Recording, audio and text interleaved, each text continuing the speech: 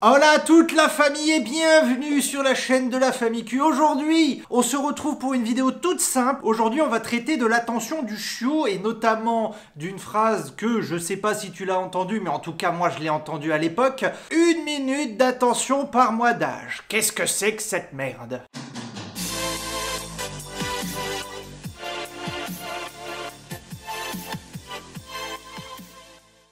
Évidemment, je n'ai pas besoin de te renvoyer vers la vidéo sur les 5 minutes de balade par mois d'âge, parce que c'est sûr que tu l'as déjà vu. Bon, juste au cas où, juste pour toi, dans le i, tu connais là-haut, là. Il y a des gens qui, dans l'histoire récente de l'éducation canine, ont décidé de créer des petites phrases, des petits tableaux, des petits principes, des petites règles sur le papier pour aider les jeunes maîtres. À la base, le but, c'est pas de faire chier, c'est vraiment de donner un coup de main, de donner approximativement des conseils. Je pense donc notamment à ces 5 minutes de balade par mois d'âge. Je pense également au tableau, tu sais, à 2, 3, 4, 5, 6 mois, 12 mois, 15 mois, etc.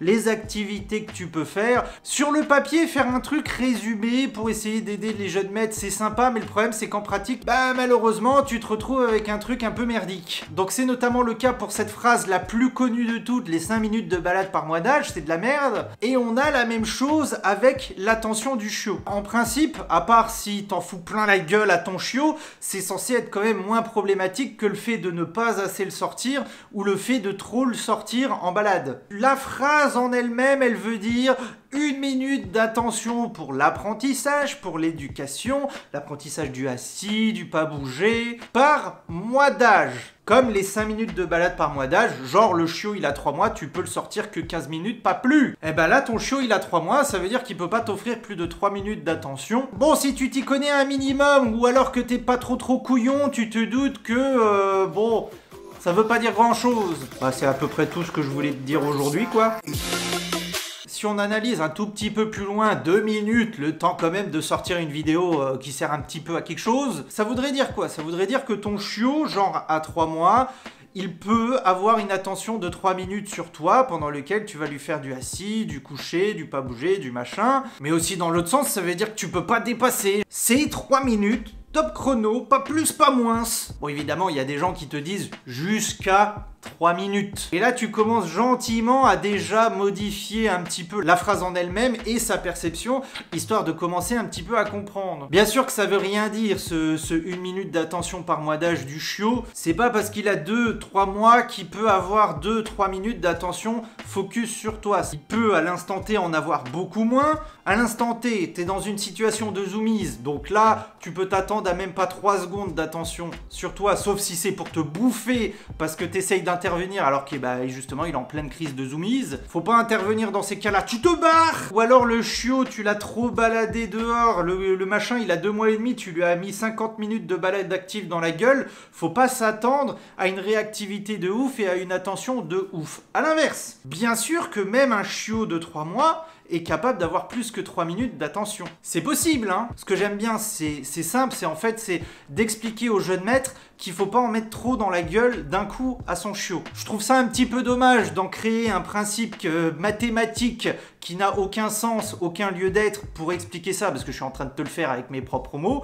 Il ne faut pas trop en mettre dans la gueule d'un chiot. Bon, ça fait peut-être un peu long. Détends-toi le cul avec ton chiot, c'est moins long. Faut pas trop en attendre, faut pas être trop difficile avec lui, faut pas lui demander des choses irréalistes qu'il ne peut pas faire du fait de son âge. Bref, ça sert à rien que je continue plus loin, je pense que t'as compris l'idée. J'aime bien le principe d'expliquer, de vouloir expliquer, d'essayer d'expliquer aux gens qu'il faut y aller mollo avec son chiot, mais tout simplement ce que j'aime pas, c'est la manière, c'est la façon de l'expliquer. Je pense que c'est plus simple que je te dise d'y aller peinard, plutôt que de te dire frérot, tu pars sur un chronomètre de 3 minutes à 3 mois et puis dépêche-toi quoi. C'est le problème quand on essaye de faire des choses générales, imagées. Donc, je m'arrête là pour l'explication du bordel. Qu'est-ce que j'en pense moi? Je te l'ai déjà dit en partie.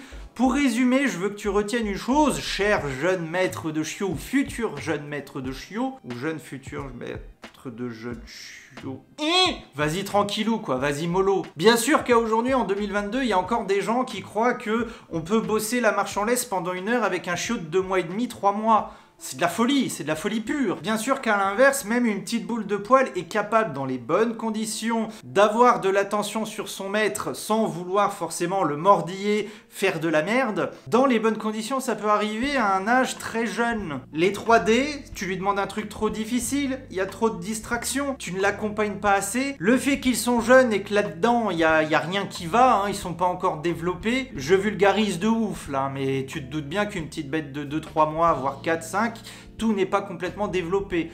Tu rajoutes à ça le fait qu'il faut tout lui apprendre à se comporter correctement, lui apprendre à arrêter de mordiller, sachant que le mordillement, c'est un comportement inné. Donc si t'essayes de lui faire du assis, du coucher, que t'as une manche comme as, bah forcément, au bout de 5 secondes, le truc, ça bouge devant sa gueule, il va essayer de te le bouffer. Donc là, c'est sûr que... Qu'est-ce que je fais, moi? Pourquoi je remonte la manche? Qu'en termes d'attention, ça va pas être dingue. Mais si t'es chez toi...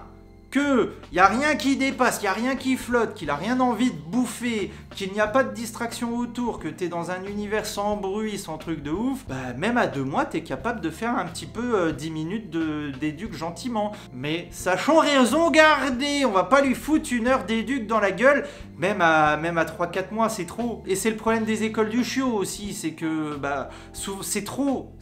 T'as un chiot qui a 3-4 mois, t'es là pendant 1h15 à faire des trucs avec d'autres chiens qui gueulent, qui machin, c'est Bagdad. En fait, le résumé de ce que je suis en train de dire par rapport à l'accueil d'un chiot et son éducation, l'apprentissage, c'est quoi? La patience! La patience, la famille! La patience, Olivier! Ouais! La patience, tout simplement. Bon, j'attends de toi une chose, c'est qu'en commentaire, tu me dises si t'as entendu ce principe. Est-ce que quand t'es allé à l'école du chiot, ou que t'as vu un éduc, ou que t'as recherché sur internet et tout, est-ce que tu connaissais ce principe? Est-ce que t'es tombé dessus?